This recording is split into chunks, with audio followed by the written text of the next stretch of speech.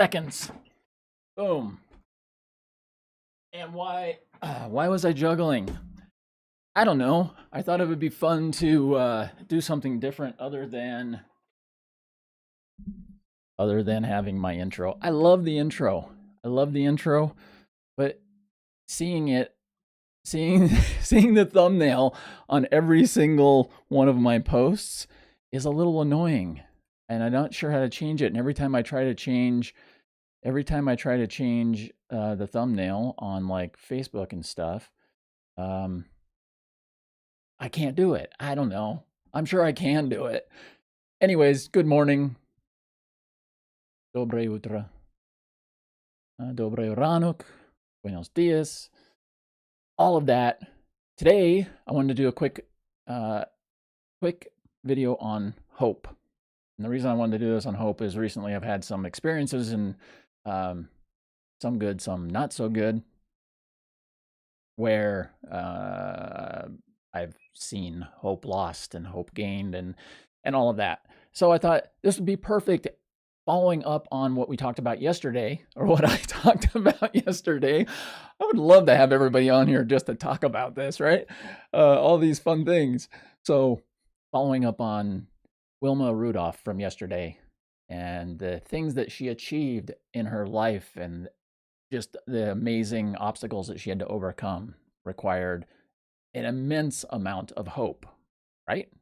Hopefully you looked that up. If you didn't look that up, look up Wilma Rudolph, Olympic gold medalist. I'm sure you can find it, or look at my post from yesterday, my video from yesterday, and you will see a link in there too, that you can read about. And there's videos on YouTube and all of that. Anyways,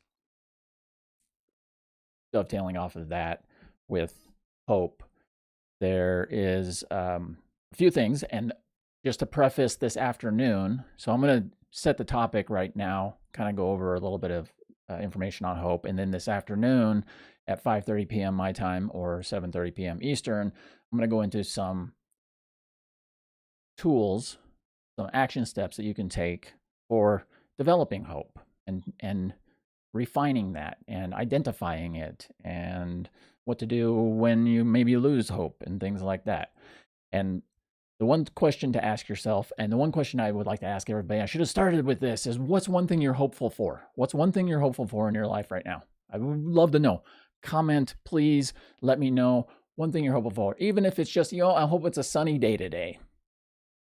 Boom. Anything.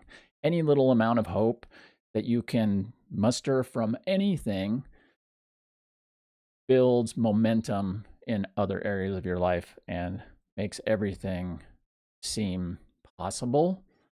And that future focus really helps. And the one thing to look at, the one thing to think about when you're thinking about hope, is whether you're fantasizing about things or dwelling on things.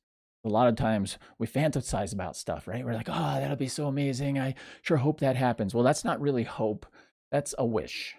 When you fantasize about something and you just dream about it all the time, it's a dream, it's a wish, it's something that has nothing behind it, no action that you can take to get to that point that you want to be. And then there's dwelling on it, where you have maybe a hope or you have an idea for the future, but you're like, you see every freaking obstacle that gets in the way, right? And we all know people like that. It's like, oh, that would be really cool if that happened. No, that's not going to happen because of this and that and this and the other thing, and this person did that, and I can't do this because so and so did this to me, and I don't know, you know what I mean, right? So victim versus hero mindset, that's what we're looking at. So not always easy. I'm not saying it's easy. Never is. Well, I'm not going to say never, because never and always are two words that I try not to use. A lot of times it's not easy. But if it were easy, as the saying goes, everybody would do it. So think about that. The combination, hope comes together really, really well when you can combine and mix fantasizing about what you want in the future and the dwelling on what the obstacles will be on the way. When you can put those two together, you have what's called reality, right? Sometimes reality is not always the most fun thing, but Putting those two together gives you a realistic vision for the future and makes sometimes the impossible seem possible and gives you hope for that better future. I'm so happy. I kind of feel like I'm starting to get in a rhythm here. So, so just to keep this short as possible, let me know down below something that you're hopeful for the future. And the future could be literally in 10 minutes from now, or it can be 10 years from now. But let me know something you're hopeful for. And hopeful is you've thought about that, right? You've thought about what are the obstacles? What are the things that I might run into? It's realistic. Maybe it's not realistic, but it's something that you have thought about in detail and you realize it. Why not? So let me know that. This afternoon, like I said, I'm going to go through some more specifics. I'm going to give you some actual things that, like homework, because everybody likes homework, right? Everybody loves homework. And once again, speaking of hope, I hope that you all have been sleeping amazing. I have a link in somewhere in here, I think, hopefully somewhere, depending on where you're at. If you're interested in signing up for my free sleep class starting next week, throwing that in there. I'm going to put that in at the end of every one of these because why not? It's that important. And I hope that you will attend. There we go. There's a hope.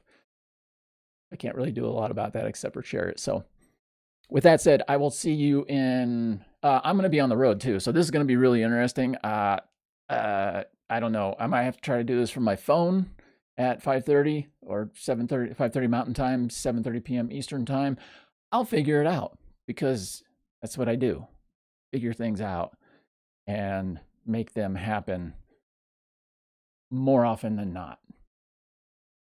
So have an amazing day because it's better than the alternative.